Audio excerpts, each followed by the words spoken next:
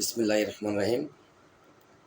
আমি কিছু কথা বলবো, সেই কথাগুলো আপনারা যে যেখান থেকে দেখবেন, অনুরোধ থাকলো আমার কথাগুলো শুনে কমেন্টস করবেন। যদি আমি কোনো ভুল করে থাকি, ভুলগুলো ধরিয়ে দিবেন, তাহলে আমি ভুলগুলো শুধরাতে পারবো এবং বুঝতে পারবো, জানতে পারবো, শিখতে পারবো। প্রিয় দেশবাসী, সহযোদ্ধা, সাথী ও বন্ধুগণ, প্রথমে আমি আমার পরিচয় দিচ্ছি। আমি মোহাম্মদ জাকির হোসেন খোকা, 12 নং ওয়ার্ড বিএনপি সিনিয়র যুগ্ম সাধারণ সম্পাদক, মিরপুর থানা, ঢাকা মহানগর উত্তর। বিগত সরকারের আমলে 16 বছরের মধ্যে 6 বছর 3 মাস জেলে ছিলাম, 1 মাস 9 দিন টোটাল রিমান্ডে ছিলাম। পুলিশ ক্রস ফায়ারের কথা বলেছিল। আমার আত্মীয় স্বজন, ফ্যামিলি টাকা পয়সা দিয়ে আমার ক্রস ফায়ার ঠেকালেন। তারপরেও পুলিশ আমার পায়ে গুলি করলেন। আমি এই দলের জন্য অনেক কষ্ট করেছি। আল্লাহর কাছে শুকরিয়া, এখন পর্যন্ত আমি বেঁচে আছি। সবাই আমার জন্য দোয়া করবেন। গুলি খাওয়ার পরে যখন দেশনেত্রী বেগম খালেদা জিয়া আমাকে ডেকেছিলেন আমার সাথে কথা বলবেন, আমি ওনার সাথে দেখা করলাম। উনি আমার কাছ থেকে ফুল আমার ঘটনার বৃত্তান্ত সব কিছু জানলেন। জানার পর জিজ্ঞেস করলেন আমার কত টাকা খরচ হয়েছে। তখন আমি ওনাকে হিসাব দিলাম। তো উনি আমাকে বললেন, তোমাকে আমি টাকাটা দিয়ে দিচ্ছি। তখন আমি ওনাকে বললাম যে, মা, আমি আপনার কাছে টাকা নিতে আসিনি। এই দেশে যদি আপনার সাথে একজন জনগণ না থাকে, আমি আপনার পাশ থেকে সরব না। এতে যদি মরতে হয় মরব, যা করতে হয় করব, আমি আপনার পাশ থেকে সরব না। আমি ওনাকে সেই কথা দিয়ে আসছিলাম। আমি অনেক প্রস্তাব পেয়েছি, অনেকেই অনেক প্রপোজাল দিয়েছিলেন, আমি কারো প্রস্তাব গ্রহণ করিনি। আমি কারো কথা সাড়া দিইনি। নিজের বাড়ি ছেড়ে 8 বৎসর বাহিরে ভাড়া ছিলাম, পালিয়ে পালিয়ে থেকেছি। একটা আন্দোলন, একটা প্রোগ্রাম আমি মিস করিনি। আমি ক্রাশ দিয়ে হাঁটতাম, তারপরও আমি প্রতিটা প্রোগ্রাম করেছি। এই হলো আমার শুরুর কথা। এখন একটু কথা বলবো। প্রিয় দেশবাসী, সহযোদ্ধার সাথে বন্ধুগণ, আপনারাও জানেন, আমরাও জানি, আমিও জানি, বিএনপি এবং দেশের জনগণ ডক্টর ইউনূসের পদত্যাগ চায় না। চায় কি? ডক্টর ইউনূস যেই শপথ বাক্য পাঠ করে দায়িত্ব গ্রহণ করেছেন, দেশের জনগণ, বিএনপি চায় উনি ওনার সেই দায়িত্বটা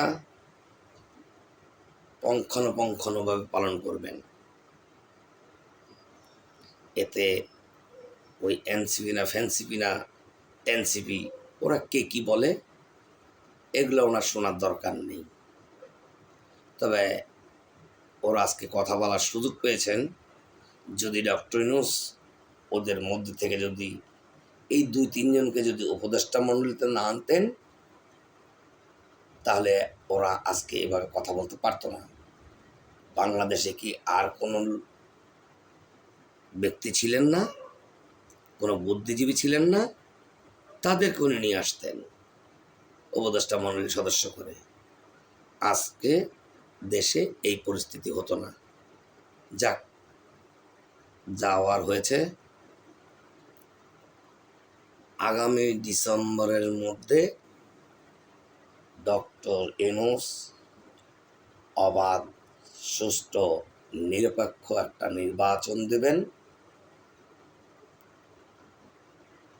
ওই নির্বাচনে যারা পাশ করবেন, সংখ্যাগরিষ্ঠতা লাভ করবেন, তাদের কাছে তিনি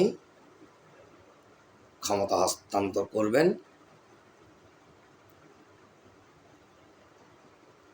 জাতি, জনগণ সবাই তাকে সারা জীবন সম্মানের সহিত স্মরণ করবেন। যেমন 1990 সালে যখন গণ অভ্যুত্থানের স্বৈরাচার এরশাদের পতন হয়েছিল, তখন ক্ষমতা হস্তান্তর করেছিল বিচারপতি শাহাবুদ্দিন সাহেবের কাছে। শাহাবুদ্দিন সাহেব 90 দিনের ভিতরে অবাধ, সুষ্ঠু, নিরপেক্ষ একটা নির্বাচন দিলেন। নির্বাচনের যারা সংখ্যাগরিষ্ঠতা লাভ করলেন, জাঁকজমক অনুষ্ঠান করে তাদের কাছে ক্ষমতা হস্তান্তর করেছেন। আজও পর্যন্ত এই দেশের প্রতিটা জনগণ বিচারপতি শাহাবুদ্দিন সাহেবকে সম্মানের সহিত স্মরণ করেন। ঠিক তদ্রূপ সময়টা অনেক বেশি হয়ে গিয়েছে। ডক্টর ইউনূস সাহেবও 90 দিনের ভিতরে নির্বাচন দিয়ে বিতর্কের ঊর্ধ্বে থেকে উনি যারা নির্বাচনে জয়লাভ করতেন তাদের কাছে ক্ষমতা হস্তান্তর করতেন। আশা করি ডক্টর ইউনূস ডিসেম্বরের মধ্যে নির্বাচন দিয়ে এদেশের জনগণের মনে, সারা পৃথিবীতে উনি অবিস্মরণীয় হয়ে থাকবেন। ওনাকে সবাই সম্মানের সহিত সারা জীবন স্মরণ করবেন। আর এনসিপির এই ছেলেপেলেরা ওরা চিন্তা করে ওরা 1-1.5 মাস সরকার মানব না, এই হাসিনা গদি সাপ, গদি কি তোর বাপদাদা, ওরা মনে করছে এই কথাতেই হাসিনা ভয়ে ক্ষমতা ছেড়ে দিয়েছে।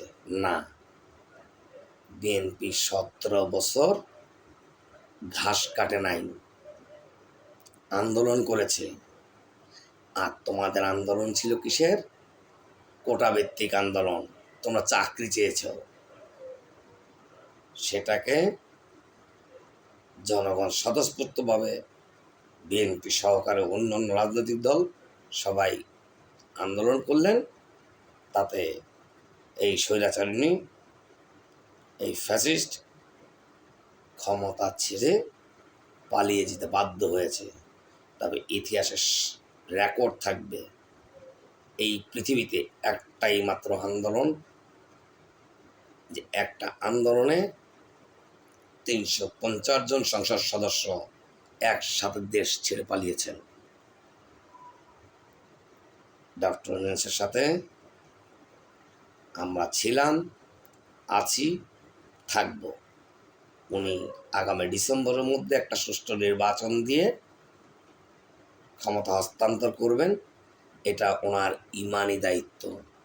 উনি ওনার শপথের রক্ষা করবেন এবং ইমানি দায়িত্ব পালন করবেন। আর এনসিপি তোমাদেরকে বলে দিতে চাই,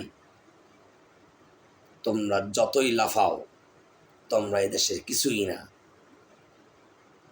তোমরা তারেক রহমান সম্বন্ধে মন্তব্য করো, ইশাক সম্বন্ধে মন্তব্য করো, খালেদা জিয়া সম্বন্ধে তুমি মন্তব্য করো, এত সাহস তোমরা কোথা থেকে পেলে? তোমরা সাবধান হয়ে যাও, তোমাদের হুঁশিয়ার করে বলে দিতে চাই, তোমরা সাবধান হয়ে যাও, বন্ধ করো এইসব। দেশ তোমার বাবার না, এই দেশ তোমাদের ব্যক্তিগত কোনো প্রতিষ্ঠান নয়, এ দেশ 18 কোটি জনতার। তোমরা 10-15টা ছেলে বলো নির্বাচন কমিশনার অফিস তোমরা ঘেরাও করবে, যমুনা ঘেরাও করবে, এটা মানো না, ওটা মানো না, তোমাদের কথা দেশ চলবে? নিজে চরকায় তেল দাও, এতে তোমাদের লাভ হবে। তোমরা যা করতেছ দেশের জনগণ শুধু দেখতেছে তোমরা কি করতেছ। দেশের জনগণ যখন ফুসে উঠবে, একটা ছেলেও তোমরা রক্ষা পাবে না, কেউ তোমাদেরকে ছেড়ে দেবে না। অতএব তোমরা সাবধান হয়ে যাও, এগুলো বন্ধ করো। দেশের জনগণ যেদিক তোমাদেরকেও সেদিক থাকতে হবে। স্রোত চলে এদিক, তোমরা ঠেলবে উল্টা, কোনোদিনও আগাতে পারবে না। অতএব কাউকে নিয়ে মন্তব্য করার আগে ভেবেচিন্তে মন্তব্য করবে। তোমাদের বয়স কত ছিল 90 সালে? সেই দিনের ছেলে তোমরা, আর তোমরা এখনই হ্যান করে ফেলবে, ত্যান করে ফেলবে।